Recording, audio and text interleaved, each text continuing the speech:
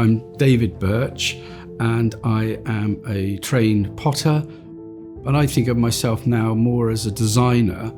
My first experience of pottery was the first art school I went to, and it was very much using a wheel, hand throwing, pulling handles, etc. But I think that shape design is my real forte. And I think when I was a student at the Royal College, I took that to another level. I was able to take that to another level. And at the end of that, the college had got a letter from the Indian government asking if they had a graduate that had got industrial experience, and would he like to go and write a paper on various factories in northern India. So I said, when do I pack my bags? And what I found was a small family-run practices, very much handmade, but industrially handmade as well. When I came back, I was approached by a company that had bought the site of Fulham Pottery. After 4 years, I'm not renewing my contract. The offer is not good enough. London Pottery is going to be born. Potteries along the side of the Thames were vital, and because we were in Wimbledon, I thought we're still south of the Thames, so we'll call it London Pottery, and that's it really. London Pottery literally started off on the kitchen table.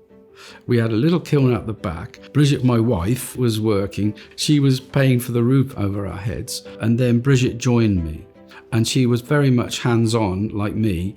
But I have to say now, without Bridget, there'd be no London Pottery, absolutely categorically. And so I first went to Taiwan for about 6 weeks. And the factory I work with now, I've been working with for 20 years. And I know the modelling department and they know me. So when I send them drawings, for instance, of new shapes, then those drawings are really very accurately interpreted. For me, a teapot is something that has a relationship. The spout has a relationship to the belly of the pot, to the handle, to the lid, and ultimately to the functionality of the pot. The relationship is one of balance. I can think of a couple of very successful companies that have made teapots, and it's the wraparound print that sold the teapot. It's not the shape of the teapot. Whereas what I try to combine is the two. Right, so this is the 2-cup farmhouse filter teapot, and I'm going to now fill that with some jasmine tea. It just smells absolutely superb. So 1, 2, and I always give a little bit because I like it quite strong. A bit more. And now boiling water is then poured in. And I put the lid, locking it in to the filter so they can't fall out. So the tea has now brewed, and I'm just about to pour.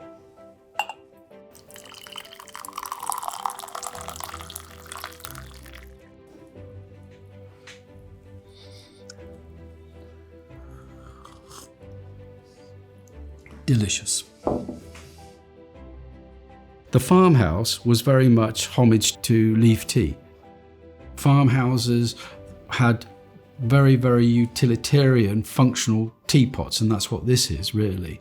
This shape embodies that very British, tried and tested 19th century teapot shape, with the difference being the filter and is very 21st century. There's a slight nudge on the handle there to make it so it doesn't slip. I've tried to do that when I designed the complementary mug that goes with it. I love detail.